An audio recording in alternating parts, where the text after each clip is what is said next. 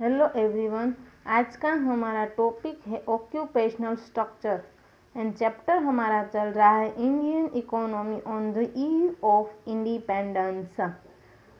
What do you mean by occupational structure? Occupational structure क्या है?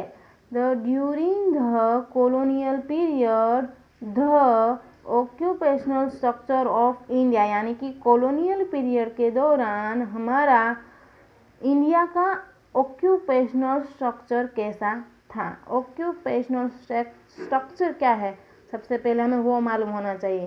तो occupational structure means distribution of working person, यानी कि distribution of working person across different industries and sector showed little sign of change.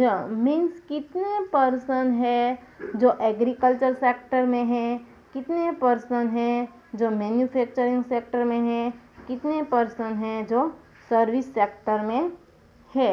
Independence के time पर 70 से 75% लोग थे जो एग्रीकल्चर सेक्टर में थे, 10% लोग थे जो मैन्युफैक्चरिंग सेक्टर में थे, 15 से लेकर 20 तक के लोग थे जो सर्विस सेक्टर में थे, यानी कि 15-20% लोग सर्विस सेक्टर में थे।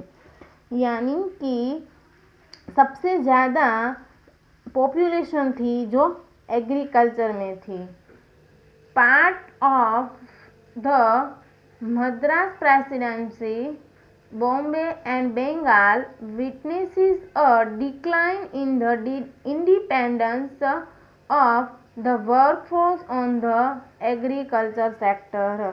यानी कि मद्रास प्रेसिडेंसी थी, महाराष्ट्र थी एंड वेस्ट बंगाल थी, उनमें से कई सारी ऐसी वर्किंग पॉपुलेशन थी जो एग्रीकल्चर में थे, लेकिन एग्रीकल्चर में इंडिपेंडेंस के टाइम पे उसका डिक्लाइन हुआ, यानी कि पॉपुलेशन थी जो एग्रीकल्चर सेक्टर में कम होने लगी और मैन्युफैक्चरिंग सेक्टर और सर्विस सेक्टर में इंक्रीज हुआ, यानी कि वहाँ पे वर्किंग पॉपुलेशन थी जो बढ़ गई। इसका मतलब क्या होगा कि एग्रीकल्चर की पॉपुलेशन थी जो मैन्युफैक्चरिंग सेक्टर में और सर्विस सेक्टर में आ गई।